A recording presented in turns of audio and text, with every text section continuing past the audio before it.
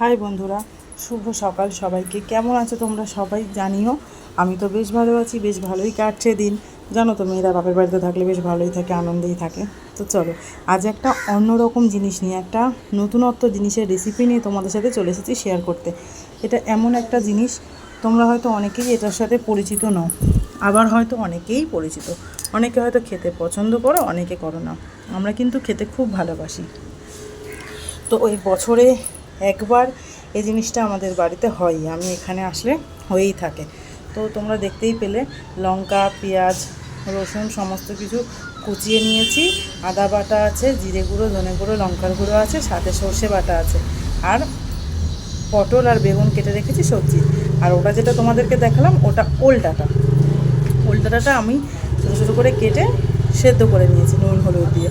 আসলে আগে তোমাদের সাথে শেয়ার করবো এই কথাটা মাথায় আসেনি, পরে মাথায় আসতে, তাই সেদ্ধ করার পর থেকেই শেয়ার করলাম। শুধু সেদ্ধ করা কেন, ওল ডাঁটাটা অ্যাকচুয়ালি আমরা কিনে আনিনি, এটা আমাদের ছাদের ওল ডাঁটা। ওল ডাঁটাটার একটা কাহিনী আছে।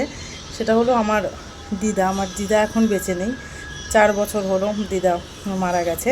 তো আমার দিদা বেঁচে থাকতে আমার দিদা আর কি ওল এনে বাড়ি থেকে আমাদের ওই ছাদের একটা টবের মধ্যে লাগিয়ে দিয়েছিল, যে ওল হবে, ওল ডাঁটা হবে, তোরা খেতে পারবি। এসব জিনিস তো তোদের এখানে এত ভালো কিনতে পাওয়া যায় না, তো ছাদের মাটিতে হোক। তো তারপর থেকে প্রত্যেক বছরই ওল ডাঁটা হয়, আর আমরা প্রত্যেক বছরই ওল ডাঁটা এরকম ছাদ থেকে কেটে এনে খাই।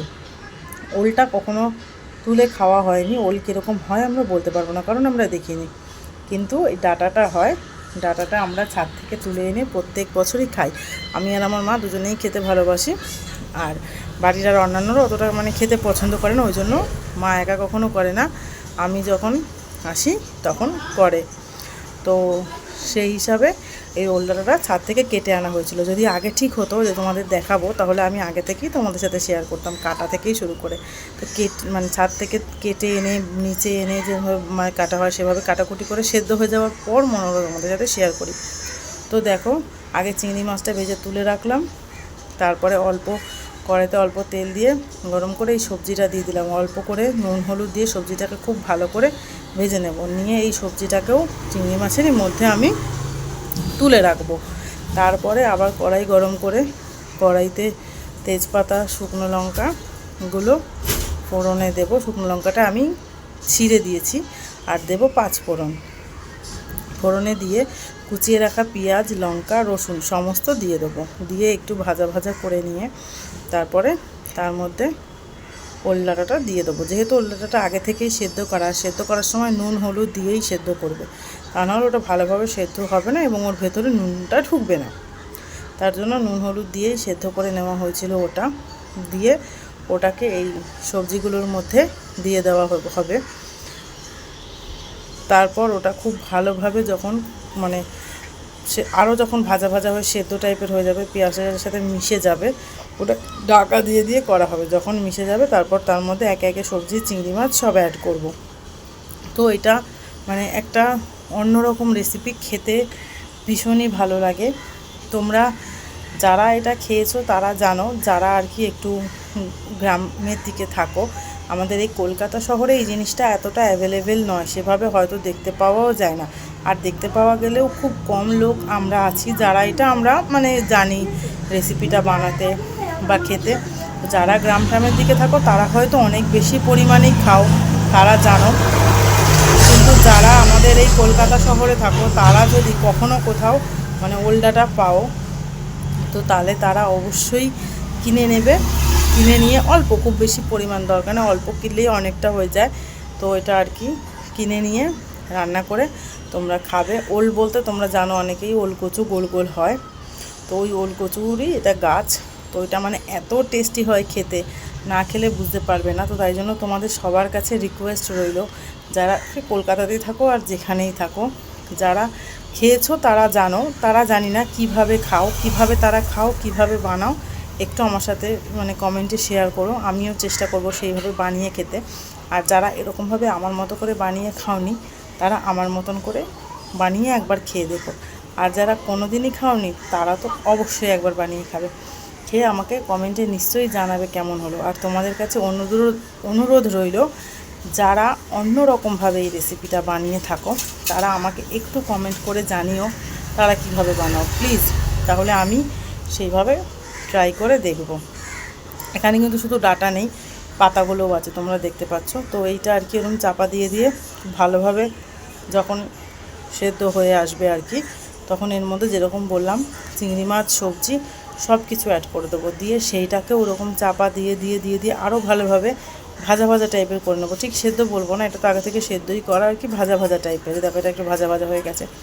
তো এরকম সমস্ত আনাজ মিশিয়ে, চিংড়ি মাছ মিশিয়ে সমস্তটা একসাথে হয়ে যখন বেশ ভালোভাবে ভাজা ভাজা হয়ে যাবে, তখন তার মধ্যে আমি তোমার অ্যাড করব আদা বাটা, জিরে গুঁড়ো, ধনে গুঁড়ো আর লঙ্কার গুঁড়ো।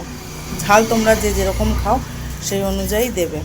দিয়ে আবারও খানিকক্ষণ কষা কষা টাইপের করতে হবে। এবং ওই মশলা দেওয়ার পরে যে বাটিটায় আদাটা আমি বেটে রেখেছিলাম সেই বাটিটা ধুয়ে অল্প পরিমাণ জল দিয়েছি, যেহেতু এগুলো সেদ্ধ করা ডাটাগুলো আর সবজিগুলো ভাজার সময়ই প্রায় সেদ্ধ হয়ে গেছে, সেহেতু খুব বেশি পরিমাণ জল দেবার প্রয়োজন নেই, কারণ এটা একটু মাখা মাখা টাইপেরই হয়।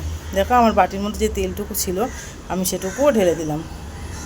দিয়ে এই বাটিটা তোমাকে বলছিলাম তোমাদেরকে, তো অল্প পরিমাণ জল দিয়ে ঢাকা দিয়ে দিয়ে এটাকে সেদ্ধ সেদ্ধ করে নিতে হবে। যখন একদম এটা মনে হবে রেডি হয়ে এসেছে, নামানোর আগে এর মধ্যে একটু স্বাদ মতো চিনি দিতে হবে আর দিয়ে দিতে হবে সর্ষে বাটাটা।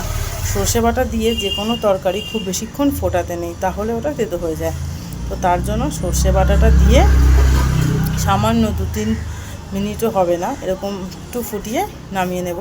তো এটা খেতে সত্যিই খুব ভালো হয়েছিল, অ্যাকচুয়ালি খুব ভালো হয়, খুব ভালো লাগে খেতে। তার জন্যই আমি আর কি এটা বানাই। তো তাই জন্যই ভাবলাম যে যখন বানাচ্ছি তখন তোমাদের সাথে একটু শেয়ার করি। তোমরা যারা একেবারেই বানাতে জানো না তারাও শিখে নেবে, আর যারা অন্য রকমভাবে বানাও তারাও জেনে যাবে, আর আমারও তোমাদের থেকে জানা হয়ে যাবে তোমরা কীভাবে বানাও। তো দেখতে পেলে আদা বাটা, জিরে গুঁড়ো, ধনে গুঁড়ো আর লঙ্কার গুঁড়ো দিয়ে এই যে বাটিটা ধুয়ে সামান্য জল দিয়েছিলাম। তো এইভাবেই করি। তোমরা চাইলে এর মধ্যে নারকেল দিতে পারো, নারকেল আর কি কুড়িয়ে নিয়ে এর মধ্যে দিতে পারো, ওটাও দেওয়া যায়।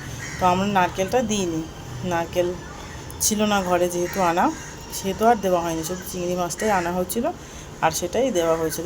এইভাবে নাড়াচাড়া করে করে করে করে তারপর ঢাকা দিয়ে রাখবো, যাতে এই মশলাটার সাথে সবজিটা পুরো একদম মজে যায়, কষা হয়ে যায়। তার জন্য নুন হলুদ দিয়ে লাস্টে ঢাকা চাপা দিয়ে দেবো। নুন কিন্তু আমি যেহেতু সেদ্ধতে দিয়েছিলাম সেহেতু তোমার একটু অল্প পরিমাণেই নুন দিতে হবে এটার মধ্যে, ঠিক আছে? কারণ তাহলে নুন বেশি হয়ে যাবে, তোমরা মানে দেখে নেবে। যদি নুন কম বেশি থাকে তো কম থাকে তো অ্যাড করাই যাবে, যেন নুনটা বেশি না হয়ে যায়, তাহলে আবার খাবারটা নষ্ট হয়ে যাবে। জানো অতিরিক্ত লবণ হলে যে কোনো খাবারই বিষাক্ত হয়ে যায়। তো সেই কারণেই দেখেছো এটা পুরো হয়ে এসেছে। তো এর মধ্যে আমি অ্যাড করব, দেখো যেটা বললাম, স্বাদ মতো চিনি। তোমরা যদি মিষ্টি স্বাদটা না চাও তাহলে নাও দিতে পারো, এটা অপশনাল, তোমাদের ইচ্ছা হলে দেবে, না হলে দেবে না। দেওয়ার পর একটু নাড়াচাড়া করে চিনিটা এর মধ্যে একটু মেল্টেড হয়ে গেলে, গলে গেলে, ওর মধ্যে আমি দিয়ে দেবো এই সর্ষে বাটাটা। সর্ষে বাটাটা দিয়ে যেরকম বললাম 2-3 মিনিট মতন হবে কি হবে না, আমরা নামিয়ে নেব। তারপরে গরম ভাতের সাথে সার্ভ করব। তো তোমরা এরমভাবে বানাও, বানিয়ে খেয়ে দেখো কেমন হচ্ছে আমাকে জানিও, আর অন্য কোনো রেসিপি জানা থাকলেও জানিও। তো এত কষ্ট করে গরমের মধ্যে রান্না করলাম, না খেলে হয় বলো? নিশ্চয়ই খাবে, খেয়ে কিন্তু জানাবে। আর আমি কিন্তু এতে কোনো আলু দিইনি, জাস্ট বেগুন আর পটল দিয়েছিলাম সবজির মধ্যে। আর যদি কারোর কাছে কাঁঠালের যে দানাগুলো হয়, কাঁঠাল খাওয়ার পর যে দানাগুলো আমরা শুকনো করে রাখি ওগুলো থাকে, তো ওগুলোও দিতে পারো লম্বা লম্বা করে কেটে, সেটাও ভালো লাগবে। তো আমাদের এখনও যেহেতু ওই দানাটা নেই, ঘরে ছিল না, তো সেই জন্য আমরা দিতে পারিনি, কিন্তু ওটাও দেওয়া যায়, দিলেও ভালো লাগে খেতে। তো যেটা বললাম, এত গরমের মধ্যে এত কষ্ট করে রান্না করলাম, আমি না খেলে হয় বলো? তোমাদের জন্যই তো করলাম। তাহলে খেয়েও কিন্তু তোমরা খেয়ে দিয়ে বলো কেমন হয়েছে। একদম বেশ দারুণ একটা জিনিস, একদম অন্য রকম একটা জিনিস। এর আগে তোমরা কখনো টেস্ট করেছো কিনা জানি না, তাই একদম অন্য রকম একটা অনবদ্য জিনিস তোমাদেরকে বানিয়ে দিলাম। আর আজকে যেহেতু জামাই ষষ্ঠীর দিন, প্রচণ্ড কাজের প্রেশার, তো সেই কারণে একটু আমার দেরি হয়ে